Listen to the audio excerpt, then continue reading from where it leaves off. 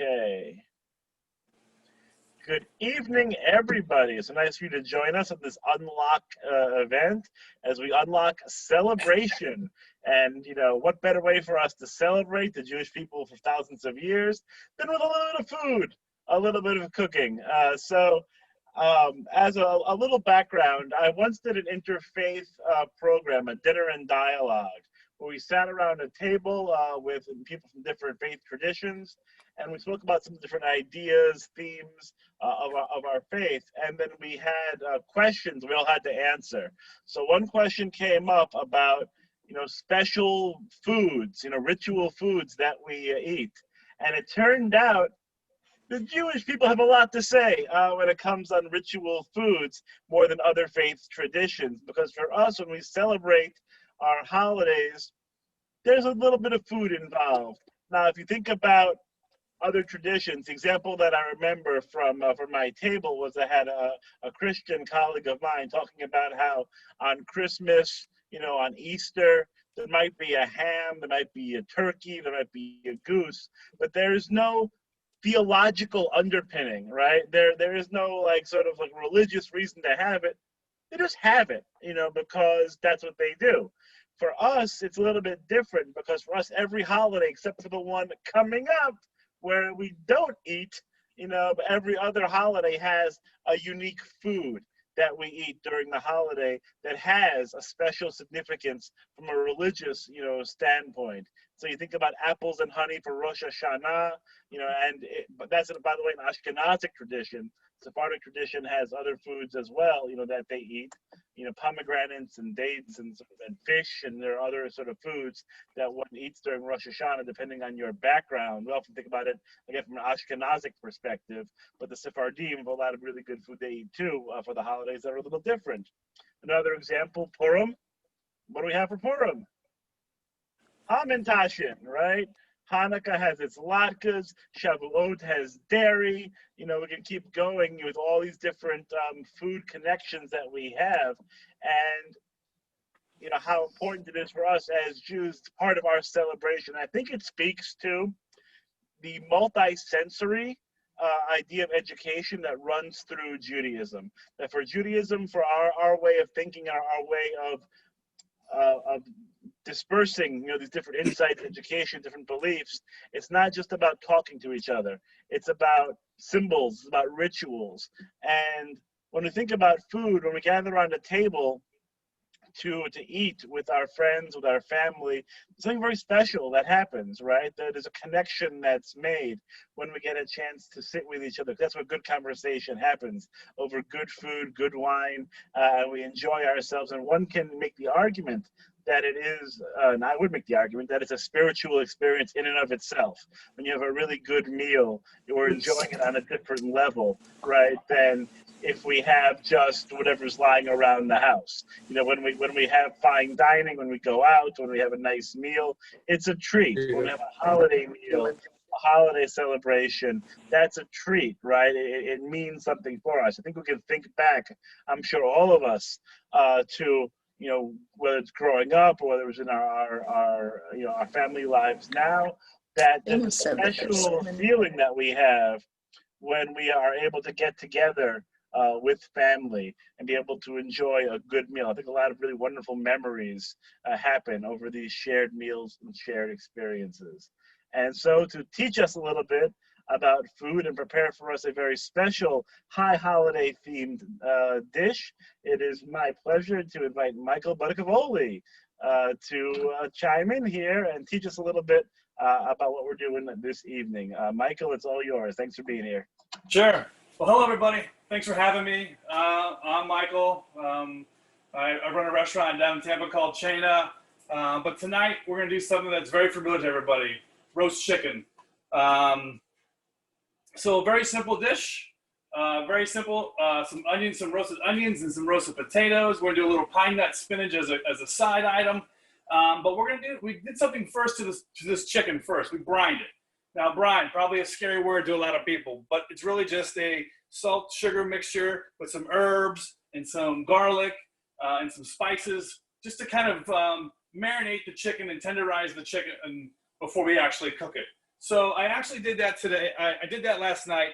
I took garlic, black pepper, some sugar, some sage leaves, because sage is a beautiful poultry spice, an herb, and then some salt. I tend to make my brine a little sweeter than salty so that the end result isn't an oversalted chicken. So it's probably better to do an undersalted chicken than it is to do an oversalted chicken. So when you're making your brine, and I pulled mine out already so I could dry it off, but it's just basically a water that has been flavored with all these herbs and all this garlic. I threw some thyme in here, some sage leaves in here, some black pepper, the salt and the sugar, and I just threw the whole chicken, and I also did two half chickens too, just to make the process a little quicker for tonight. So those soaked overnight. I pulled them out, and now I have the beautiful whole chicken. Okay. So now, simply, what I'm going to do first is I'm going to actually start the potatoes. Actually, we're not going to start the potato. We're going to start the glaze first. So I think in the notes I said 4 cups. I actually grabbed this apple juice, probably all of our favorites. It's actually just over 3 cups, so this will work just fine for the recipe. I have this on the stove, and I reduced. Okay, I'm reducing this apple juice right now. So reduce, maybe another term. So we're gonna take the 3 cups and we're gonna take it down to 1 cup pretty much. Okay, so that's on the stove boiling. I'm gonna let that boil for a little while until it gets to about halfway.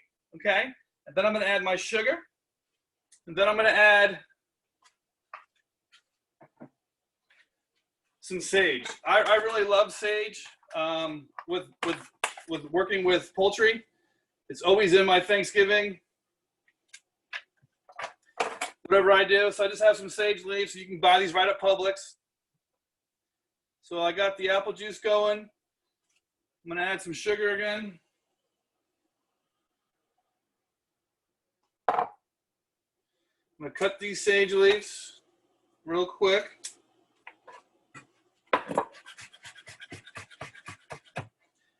Because this is what we're making. This is going to be the base for the roasted chicken. So we have a apple, sage, and honey, which I have right here. Some nice honey.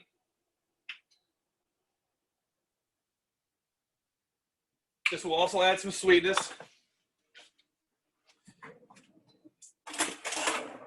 And then we're just going to stir this in. So now we're kind of making like a nice little sauce for the chicken to be basted with. Could also be used for a sauce for when it's also all done and roasted. Now that we have all these ingredients in, we're going to want to watch this carefully. We don't want to take our eye off of this and then have it all evaporate to nothing and have a burnt pan. That's what we want. We want a nice little glaze. You're going to see right now my pan's probably got about a good 1.5 cups to 2 cups of liquid in it. We're going to let that continue to reduce down while we work on the other stuff. So I got my pan hot.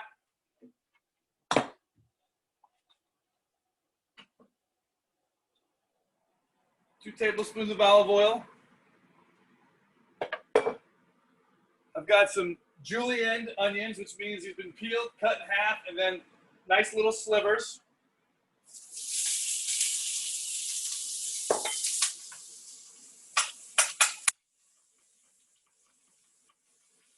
Now, I'm just doing this to start the sweating process for the roasted potatoes and onions. Because what I want to do is I want to take the roast chicken and put this on top of the potatoes so the chicken is not directly on the bottom of a pan, okay? So we're just going to start to sweat these down. We're not cooking them all the way. Got a little garlic too I'm going to add.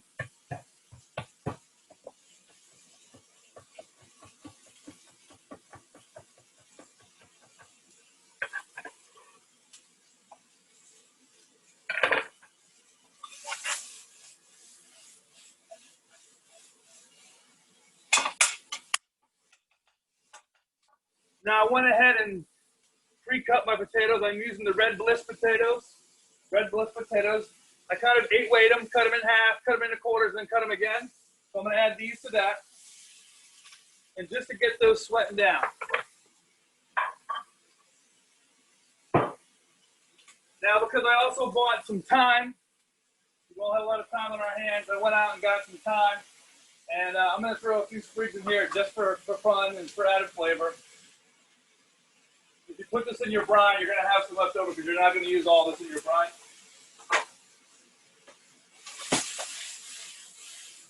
Just toss those around like that. Now, of course, we are going to season with my favorite kosher salt and some cracked black pepper.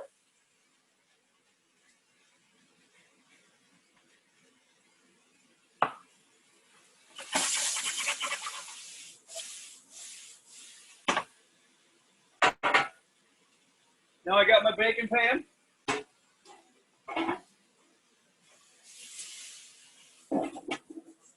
Like that.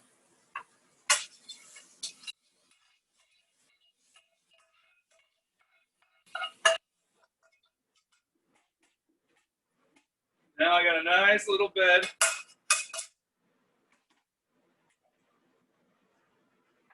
of potatoes and onions. Now I'm going to get my chicken. Now, we can do this one of two ways. We can just take the chicken and re-season it. Also being careful not to over-salt the chicken again, because remember, we had this in a brine, which has kind of got some salt to it, which is going to add some salt to the chicken. And then lots of cracked black pepper. I mean, you can add your garlic salt here if you wanted.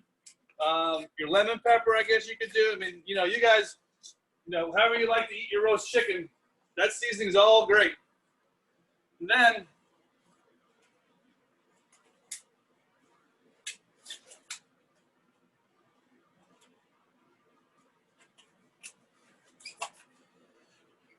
put this baby right on here, just like that.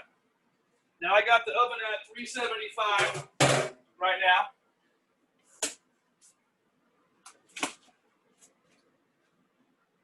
What we could have done, I could have taken this chicken and seared it, you know, right on the stove. I could have went right into this pan and seared it right on the stove. But I'm just going to go ahead and throw it in so it's like kind of like a one-pot wonder kind of thing. It's very easy to handle. There's no mess. There's no fuss. Right into the oven.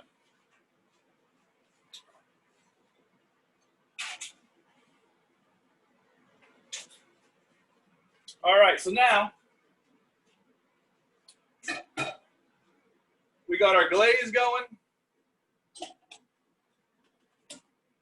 So basically, you guys can see that. You at home. Okay. Still needs to keep going.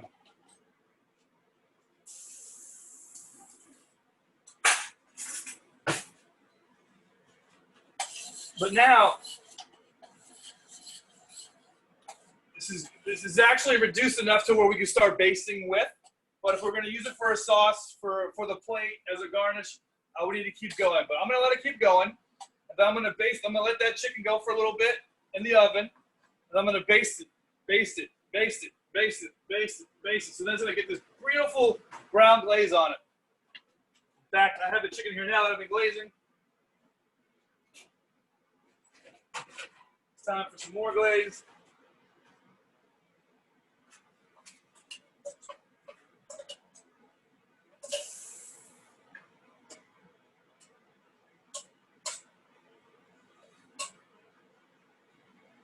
And back on the stove to keep reducing.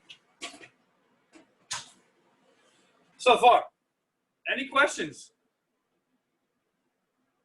I know, Rabbi. I don't know if they can hear me or not, but I don't know if you want to field the questions, or if there is any questions, or so if you guys can either, if you have any questions to ask, you can enter them in the chat box, and I can sort of moderate, and I can let Michael know. That might be the easiest thing. Certainly, or you can try to unmute yourself, which I think you can do, and ask away. But if you can't unmute yourself, I can begin to unmute you. I got a question. Go right ahead. You had waited to put the honey in after the glaze had been reducing. Why do we wait to put the honey in? Well, I was actually trying to get the glaze to be ready to serve, so you guys would have to be way here for me to reduce 4 cups of honey. 4 cups of the sauce. Right. And as long, when you're putting the sugar in, it's also another sugar source. So when you put that stuff in, it'll start to reduce faster, and it'll start to reduce a lot more quicker. And then what happens is that it gets a lot thicker. So I was just kind of waiting to do that, and that's why I added the honey. Because once I added the extra honey, I'm adding another sugar source, and then it'll probably reduce a lot quicker, as I'm seeing it right here right now. So it's just a precaution, honestly. And I'm trying to not make this so we can sit here and watch a glaze reduce for 40 minutes. I know that doesn't really make for good TV, so I'm just trying to be ahead of the game. And I actually have a half roasted chicken, some potatoes in there, so we can at least see what happens when we cut it out. So the one I have roasting, I did just cut the chicken right in half, and it still have all its parts together. And then I just salt and peppered it and roasted it in the oven like I just did this, except we threw a whole one in the oven, okay? Awesome. It's just trickier when you got to do a whole chicken as well. It's a little bulkier if you wanted to try and sear that to kind of like crisp the skin a little bit, if you will. It's, that doing that with the chicken and some fat and some grease in the pan, you're at more risk for an accident. So that's why I kind of thought this would be easy. You just kind of cut your onions and potatoes, saute those a little bit, get those going, make a little bed for them with the potatoes, and then plop your chicken right on there. And then, once you had your potato pan and onion pan, you can use that for your spinach too. So you're really only using one pan. I know when we get in our kitchens, we use every single pan in the kitchen. It's a mess to clean up. No one wants you to cook. Trust me, I know. So again, these are kind of like little chef tips that I think are good for the people at home that use one pan. Don't have to have everything in a little single pan. I don't know. That's just kind of why I did that for the honey. I guess that's a long answer for why I just didn't put the sugar in the honey. Because I was reducing so much. And you could probably do 2 cups in half. If you just cut the recipe in half, you probably could. I would still boil the apple juice first and then put the sugar in and then put it in. You don't have to wait till it got done by half, but I'll at least get that going. I wouldn't do it all cold and put it on the stove. Right. Thank you. You're welcome. We don't mind a long answer, Michael. It makes you sound very rabbinical. Has everybody been to the restaurant maybe? Has anyone tried, Shane? Has anyone drove across the bridge? I know we're a little bit away, but we make for a good date night or out of the house night. I have. It was delicious. Thank you. My partner's in the other room working. I'm trying to make sure he heard that. Best food in town, Mike. Oh, thank you.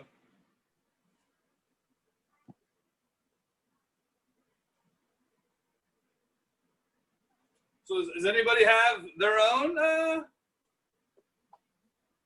roast chicken recipe that they would like to share? Is there? So has anyone ever tried brining their chickens before, or brining their turkeys? I tell you, if you brine your turkey for Thanksgiving, you're gonna have the best turkey ever. I dry brine my turkey. You dry brine? Okay, yeah. So lots of seasoning. And then you wrap it up in plastic wrap and put it in the fridge for like 4 days. That's awesome. Do you fry it or do you roast it? I roast it. You roast, my husband is afraid to fry it. Yeah. Well, all the problems with frying turkeys is from using a wet turkey or a frozen turkey. Water and oil don't mix, and that's why you see all those accidents happen. But I'm a traditionalist too. I like the roast turkey. How long do you brine a chicken for, Michael? The size chicken, I mean, it was a decent sized chicken. I bought it right from Publix. It was just overnight. Yeah. Overnight. And then, if you were going to sear it in the pan and try that, you would definitely want to pat that chicken dry before you actually put it in the water, because you're going to get, if you don't, you're going to get a lot of splatter, a lot of grease, and it can cause an accident, some burns if you haven't been burned by hot grease. Maybe you haven't lived yet, but it's not really fun. So yeah. So I missed when you brine it. Do you brine it in the refrigerator? Or Yes, yes. So a brine is typically a sugar salt mixture, and then you can put however you wanted to flavor it. I like to put herbs and garlic and black pepper. Very, very simple. And I always want to use sage. So to me, that's a poultry herb, and I really like that with my food. But yeah, overnight's good. Any longer you go, you're gonna just make the turkey or the chicken saltier. So you don't want that to happen. So it's, even for 6 hours is good enough for a brine. So you can wake up, brine your chicken in the morning, come home from work or whatever, and then throw that puppy in the oven. It'd be just as good.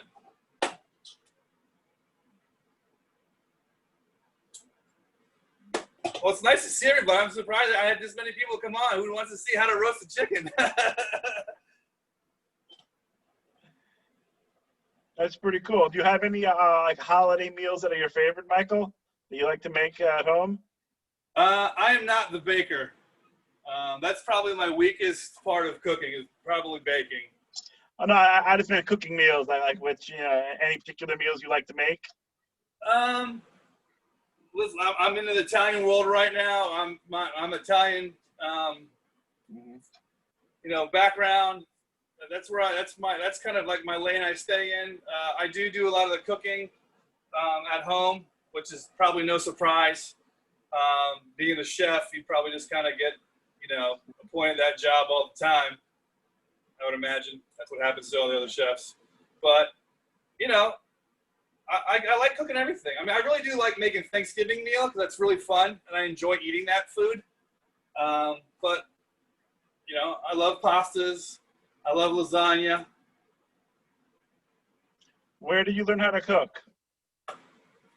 Well, I was going to school and I wanted to be a chiropractor, and I couldn't pass chemistry.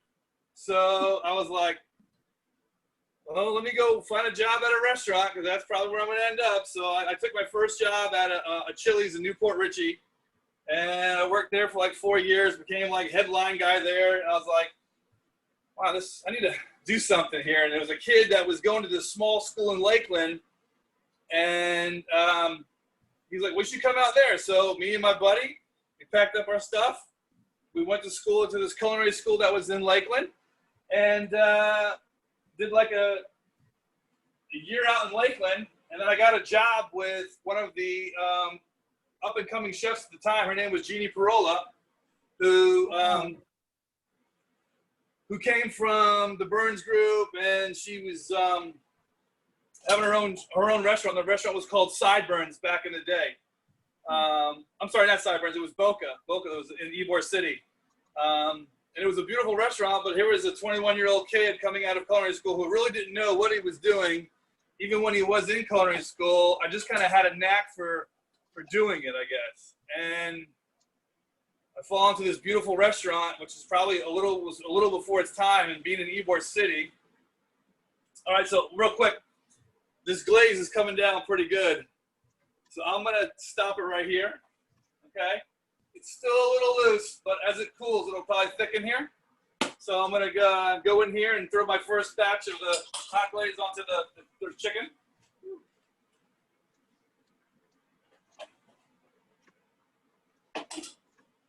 How often are you going to baste it? Probably chicken's probably gonna take about 45 minutes, I'd say. So probably at least 3 times. Okay.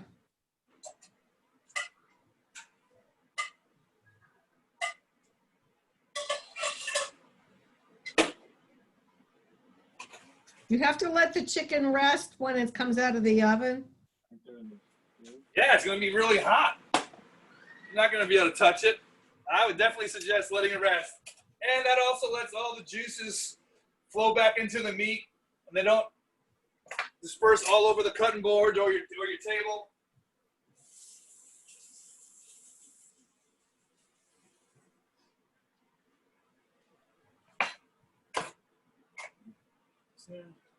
Well, so far it looks amazing. I should have showed you the chicken. There we go. So there's the ones I did earlier. A little lower. There you go. And then there's this guy we just threw in. So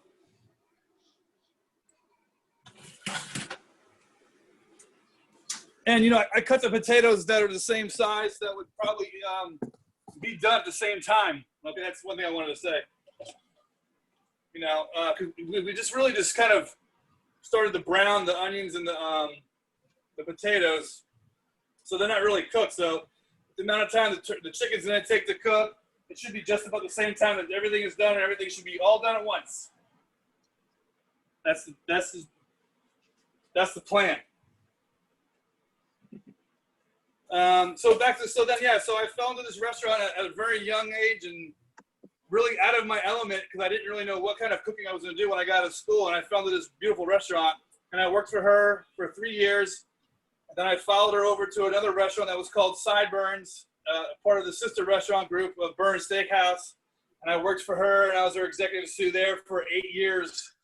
And then she left, and then I left, and I went over to the Hard Rock and did some time over there. It was a totally different experience from what I was doing. I was doing all this fancy stuff and cooking all this food from all these other regions, and I find myself a banquet chef over at the Hard Rock, and you know, it was definitely a job change for me, but it was nice to have at the time because I was working so hard, and then to get this job where it kind of came easy, all that stuff. So it was very easy to pick up on and do that. And so I did that for 2.5 years there. And then I was their buffet chef at the Fresh Harvest for 2 years. And then I was the chef of the Council Oak, the flagship restaurant they had at the time, for a whole year. So, and that was back in from 2009 to 2013. And then in March of 2013, I started at Chaina, and I've been there for 7 years now. So we're getting ready to come on our 8th year, and things are good for us there at Chaina right now. Although I wish we were a little more busy, unfortunately, with the whole COVID stuff, but Chaina life is good. We're getting ready to open up this huge patio, new patio, so it'll have more outdoor seating for everybody. And we're just really excited to turn the corner from this thing. Really, the COVID's been kind of it's been bad actually. So, but we're gonna get through it. We're gonna still be around, and we look forward to moving forward. All right, so let's go ahead and start the spinach so we can get this. We can at least get something on the dinner table here. And by the way, I always kind of have like a little cocktail tonight. I know if you haven't seen any of my other shows, I do these live videos. They're kind of wacky and crazy. They're not for everybody. I just kind of showcase me being at home, and it's really not really about the restaurant, but it's just about the chef. That I'm a family of 7 here. I have 3 kids, a wife, and some in-laws that we all live together. And I just started doing when we were in COVID, and then I just wanted to show everybody that like I'm normal like everybody else. I don't have this big house. I don't have this big stove, the gas pans, the copper pans, and all this, all clad stuff. I'm like everybody else, just trying to survive. And I wanted to be more approachable to everybody. That was like, hey, this is just cooking, And so I would do all these things that would maybe look hard to do, but really, if you just kind of looked to see what I was doing, it wasn't that bad. And so then they kind of progressed. So I had crazy lights, and I have all this techno music that I love from the 90s because I play it through a tape recorder because Facebook will not let you play music on their site, but I get around it because they can't detect it because it's coming from a cassette, and half the kids under my age have no idea what a cassette is. So I get away with playing all this wompy music, and I have all these lights going, and I have a good time. And my point was I always have like a little cocktail or a drink, and tonight I'm having a Negroni, so which is an Italian drink, some gin, some vermouth, and some Capoletti. Really good. So cheers to y'all. If y'all have a drink in your hand, I just want to say cheers and happy holidays to everybody. I know we look forward to getting together with everybody, and we can't wait to do so. So salute to everybody who's watching. L'chaim.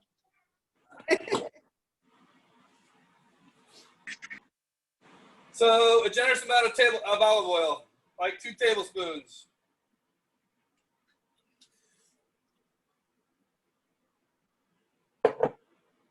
Now, I went ahead. This is 2 bags of spinach right here.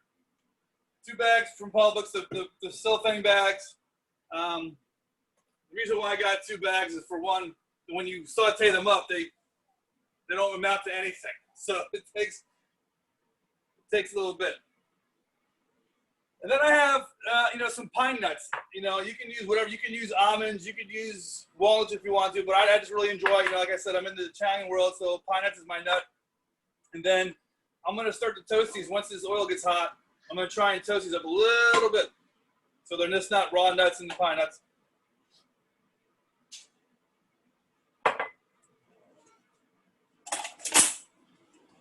Once we put all that spinach in, it's going to wilt to nothing. So when you're toasting these nuts, you got to be very careful. You don't put them in a pan and walk away. You have to watch these nuts because they will burn very quickly. Of course, my stove is very, very slow, so it's going to take a second.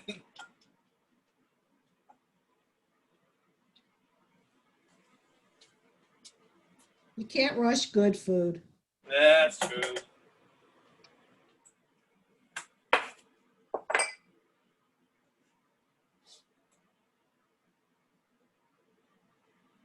We'll get there.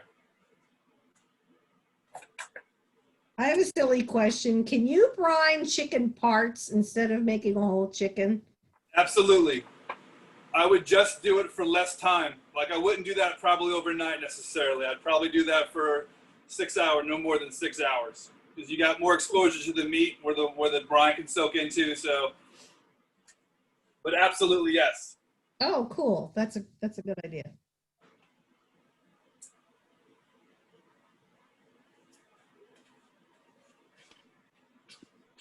Even a quick brine, like an hour before on butterfly chicken breast, is great. Saves your dinner every time. Yeah. Oh, that's great.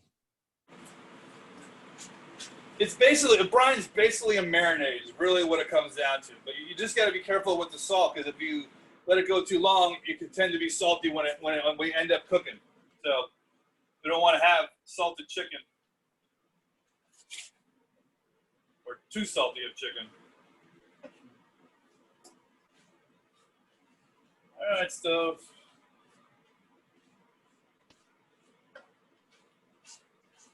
That was like 1.5 cups of pine nuts, yeah? Yeah, it was a bag it was the whole bag that I bought at Publix. So they're no longer by the nut section, like by the fresh vegetables and stuff. It's down by the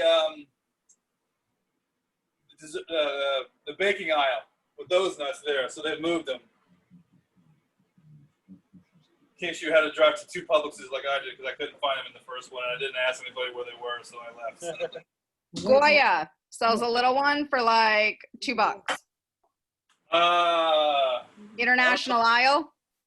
I don't know if they were that cheap. Oh no, pine nuts, but I'm saying Goyas are little bottle. Oh, the Goya. I didn't even think about that. They usually have all the odd stuff that's right there. I don't know why I didn't think of that.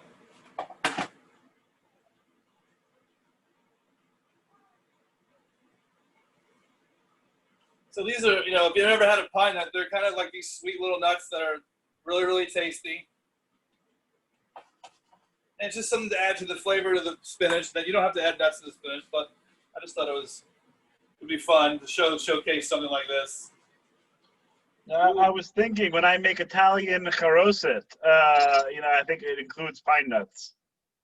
Yeah, right. I mean, we could have easily made that. Yeah, there's like a Sicilian charoset recipe, and I think like the Jews of Sicily, they used more, because they didn't use the apples and the walnuts because they didn't have them. So they used different ingredients for the charoset, and I think that was one, almost certain that was one of them. So just like a pine nut, that's actually pretty cool, actually. Pine nuts, like dates, figs, slivered almonds, and honey. To create a different, prunes, apricots, just to create a different texture. For a charoset, much more exciting than this apples and walnuts and Manischewitz.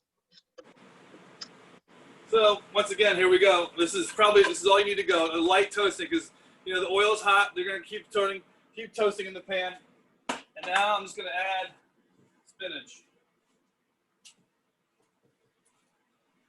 Put it back on the stove. And then gently toss this around and try to get the pine nuts kind of off the bottom of the pan. Otherwise, they're going to burn. Add a little salt. Add some more spinach. There we go. A lot of spinach. And then just, wilt Mike, it all down. can you use something besides spinach for this? Yeah, you can do, if you want to do collard greens, you can do collard greens. If you want to do baby kale or kale, I mean, yeah. Sometimes you can even saute. This is a nice little touch, is your spring mix that you buy. So, like, we love sauteing lettuces at work. One of my favorite things is like grilled romaine. If you haven't had that, that's awesome, really. Really? Well, Yeah, I've Yeah, had that. That's good. I have never liked I've done wilted it also. greens. Grilled romaine is awesome in a Really? salad. Yeah. I've never even thought about something like that. I've never had it, never heard of it. if you wanted to make like a cool Caesar and just have like, you cut the wedge of like, the wedge of the romaine in half, olive oil, salt that up, and then just kind of like put it on the grill.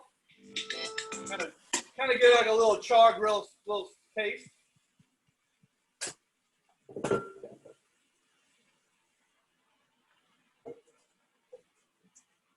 All right. A little more salt.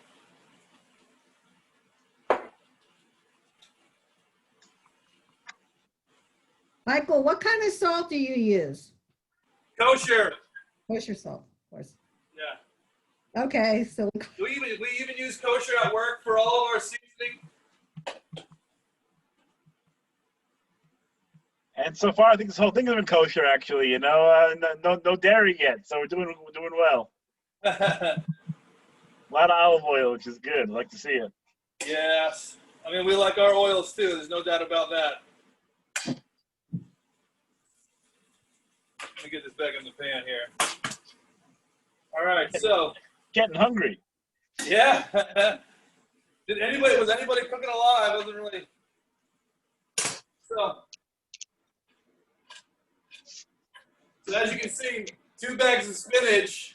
I mean, this is probably a 12-inch saute pan, so it's a nice size. Down and down. So then we have our onions.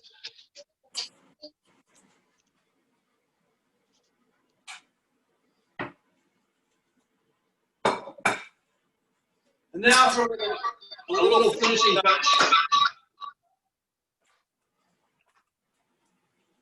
I'm going to chop some parsley. Just because I have it.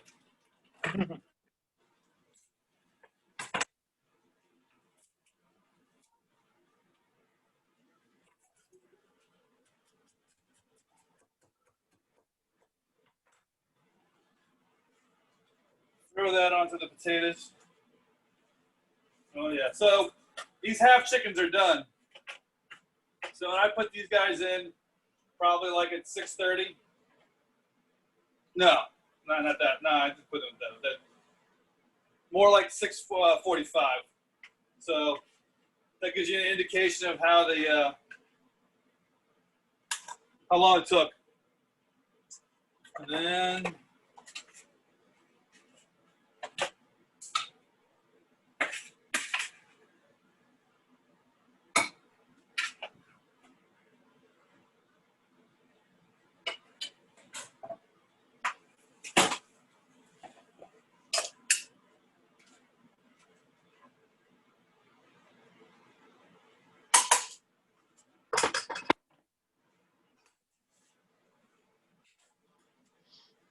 we can also take this glaze that we have.